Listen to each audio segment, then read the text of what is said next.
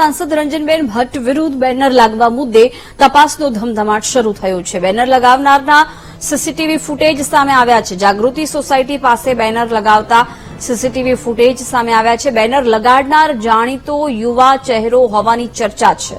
વડોદરા પોલીસની વિવિધ ટીમોએ તપાસ શરૂ કરી છે. ચૂંટણી પંચે પોસ્ટર મામલે હવે રિપોર્ટ પણ માંગ્યો છે. સંગમ અને કારેલીબાગ વિસ્તારની સોસાયટીમાં આવા પોસ્ટર લાગેલા છે. એમએલએ મનીષાબેન વકીલના જનસંપર્ક રોડ પરની સોસાયટીમાં પણ પોસ્ટર લાગ્યા છે. વડોદરાનો વિકાસ ક્યાં ગયો, જનતા માંગે હિસાબનો પોસ્ટરમાં ઉલ્લેખ જોવા મળી રહ્યો છે.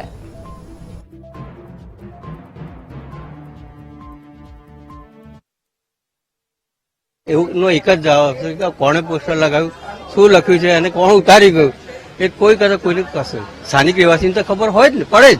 સ્વાભાવિક છે કે અમારી સોસાયટીમાં રાત્રે 10, 10:30, 11 સુધી ચહલ પહલ હોય છે. એટલે ને અમારા પાંડુભાઈ યાદવ અહીંયાથી 50 ફૂટની અંદર છે. એમને તો ઘરમાં બેઠા બેઠા ઉભા ઉભા પણ દેખી શકાય. એ માહિતી મારા કરતા એ વધારે આપી શકશે એવું મારું માનવું.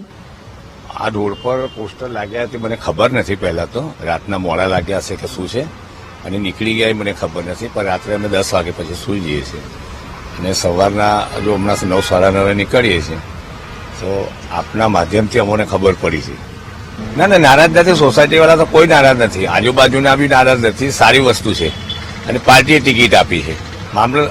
આ મામલે તપાસ 100% થવી જોઈએ અને જે બી દોષિત હોય એને સજા બી થવી જોઈએ. વિરોધી જે પોસ્ટર લગાયા છે એ અમારી જાણ વિરુદ્ધ છે. મિડ નાઇટે લગાયા અને મિડ નાઇટે રાતોરાત પાછા કાઢી નાખ્યા અને અમને સવારે જ ખબર પડી.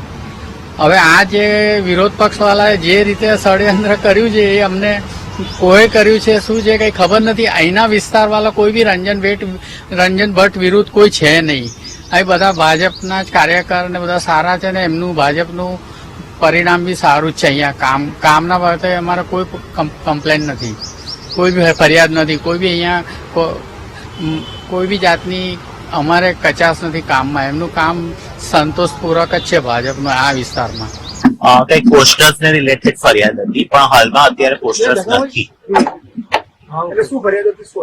પોસ્ટર્સ બેનર્સ લાગ્યા હતા એની આવી છે ફરિયાદ. તો કઈ મળ્યું છે તપાસ? ના, કશું નહીં. કોઈ સીસીટીવી તપાસ કરવામાં આવશે પોલીસને કહીને? મને કહેવામાં આવશે તો અમે કરીશું. આઈ થિંક ડાયરેક્ટ આવી છે ફરિયાદ. કોની ફરિયાદ આવી? એ તો મને ખબર નથી. અનનોન નંબર પરથી કોલ આવ્યો.